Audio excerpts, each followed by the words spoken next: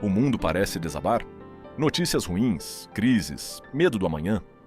Deus tem uma palavra para você agora. Escute o que está escrito no Salmo 46.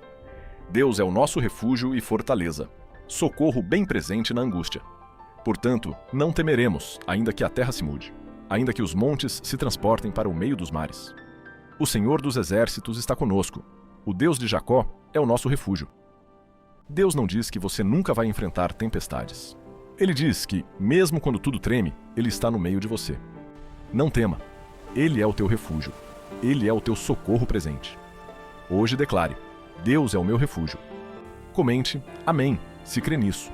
Salve e compartilhe com quem precisa de paz agora.